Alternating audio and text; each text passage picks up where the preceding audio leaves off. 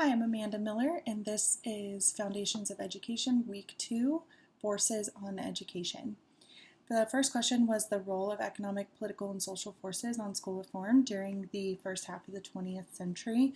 And one of the major impacts was the Industrial Revolution, which required more skilled labor. And in that time period, there was federal funding for industrial training due to the need of a skilled workforce with vocational training and specified skills. Also, in the early half of the 20th century, the Great Depression highlighted major economical inequalities, and education provided people with a way to move up. That's what it was seen as. It was a way to move up in society and out of the Great Depression. And the progressive movement at this time as well advocated for improved school conditions, standardized education, and more school funding and to decrease classroom sizes, which actually is impacting education currently as well. The Smith-Hughes Act of 1917 provided agriculture and industrial training as well. Increased, and also during this time there was an increase in immigrant population and city dwellers, which meant that schools moved from rural area, small schools in rural areas to much larger schools for city dwellers. And also at this time, there was this quote from Webb that stated, "School boards and school systems were exposed as cesspools of patronages and corruption," meaning that I took this to mean that schools were being funded by the wealthy, and it was creating this corrupt system where education was only accessed by the wealthy. So in this time, you see a lot more federal funding coming towards education in order to provide education for all. Also during this time, Dewey advocated that children would be seen as whole people and teaching to them as a whole person. G. Stanley Hall recognized that the emotional growth of children was just as important as their cognitive development, and if we could recognize their emotional growth and learn how children developed in a developmentally appropriate way, that we could better educate them in the school system. As I mentioned before, there was an increased role of the federal government, and that was seen a lot during the 2000 election, where there was a major political push for education reform.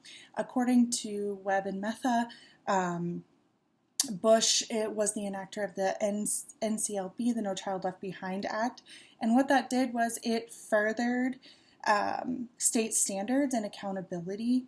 There are mixed opinions about whether it was a good thing or a bad thing, but what it did do was standardize education at a federal level, which hadn't been seen before. And the NCLB represented this. It represented this expanded role, but it also put this pressure that student results equaled federal funding, and so this increased teacher requirements, and it was directed. But it also was directed at every child instead of just at specific groups of children, as in previous school reform. Also, during this increased role of federal government, Obama passed a bill allocating about $100 billion to school. But what's interesting about this, according to Webb, is that this money wasn't directly for students necessarily. It was to pull the United States out of an economic crisis, and it was to keep teachers paid and keep schools open. It wasn't funding for education necessarily. Let's see. As far as the parallels to today's current economic, political, and social environment and education and school reform, we see it can be very politicized, and people have a lot of strong opinions on either side. But what we do see is that reform benefits tend to be too general and they take on a broader aspect of people, and they take a lot longer. So according to Corrales, these results are really hard to get backing because they do take so long, and they do hit a broader range of people. And so since they're harder to get backing, what backing they could get would be from people who have money and who have a lot of money to back them. But those people are not backing school reform because they have the money to send their kids to private education and to get private tutors. So public schools are not necessarily affecting these people who have the funding to back school reform.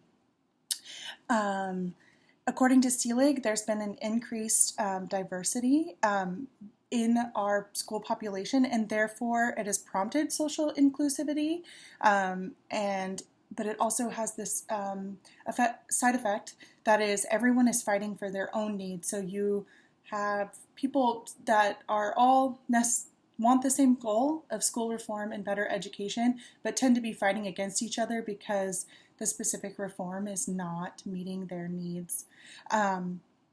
There's been a rise of charter schools, and according to CELIG, this choice of school has just kind of shuffled kids around, and instead of allocating funds across and education for all. Another thing is that this is its role in economics and education is that the American education system is the most expensive system per pupil, and but what it does is public schools are based on district, and district choice is based on being able to afford to live there, and being able to afford to live there is a wealth inequality, and so this is just another one of the social aspects as it turns to in terms of education that has been going on since the early half of the 20th century, where you see these needed improved conditions and standardized education for all students. So it seems like from the very beginning, everyone's been fighting for the same thing, education for all students, but it seems that there hasn't been a great answer, and I don't know what that answer is, but I do know that time goes where the money flows, and I feel like because it's such a broad issue that impacts so many people across a variety of spectrums, with results that are not seen for quite a long time, that it seems that this is going to be a hard issue and continue to be a hard issue as we've seen from the first half of the 20th century. I will attach a reference guide that I used in answering my questions. Most of it was from our textbook, Webb and Metha, but I also used a couple of other sources in terms of today's current economic, political, and social environment in education. Thank you. I'll talk to you later.